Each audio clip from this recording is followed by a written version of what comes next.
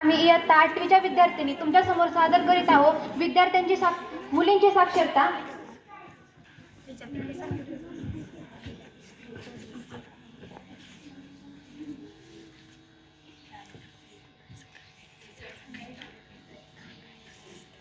Knock knock.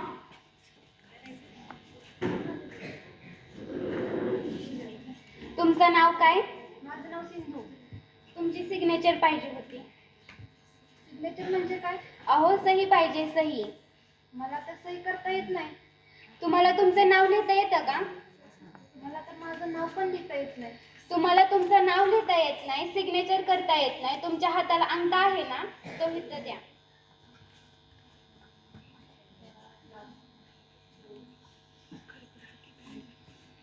आणि हे घ्या पत्र.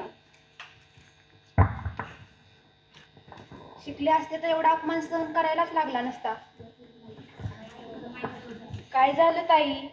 अगं पोस्टमन आला होता, त्यांनी सही करायला सांगितली, मला सही करता नाही आली. किती अडाणी आहे मी. काळजी करू नको ताई, मी खूप शिकेल आणि मोठी होईल. यानंतर आपण निरक्षर महिलांवरती होणारा प्रसंग पाहणार आहोत. बोला, काय काम आहे? मला तुमच्या बँकेत खातं उघडायचंय. फॉर्म द्या की. हा धरा आणि व्यवस्थित भरा. काय आहे? अहो सरकट की साईडला, दुसऱ्यांचा पण नंबर येऊ दे की. लिहिता वाचता येत असतं तर हा फॉर्म लगेच भरला असता की, पण काय करू, लिहिता वाचता पण येत नाही. एक काम करते, मॅडमला विचारून बघते देता येत का भरून. मॅडम एवढा फॉर्म भरून द्या की. अहो आम्ही इथे काही टाइमपास करायला बसलो आहे का? आमच्यापाशी बरेच कामे पडलेले आहेत. जा, तुमची तुम्ही फॉर्म भरून आणा. काय करू आता, कोणाकडून भरू? एक काम करते, ताईंना विचारून पाहते.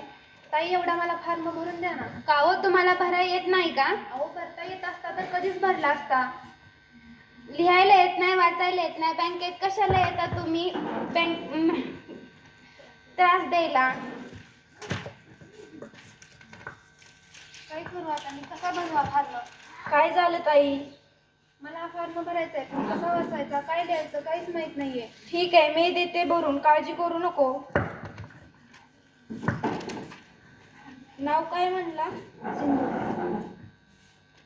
धन्यवाद ताई. का हो, एवढा वेळ लागतो का फॉर्म भरायला? काही रोजचीच किटकिट, लिहिता येत नाही, वाचता येत नाही, तर बँकेत येऊन त्रास कशाला द्यायचा? पाहिलं तुम्ही, जर आपण शिकलो नाही तर किती महिलांना किती अपमान सहन करायला लागतोय. त्यामुळे प्रत्येक महिलेने शिकलं पाहिजे, साक्षर व्हायला पाहिजे.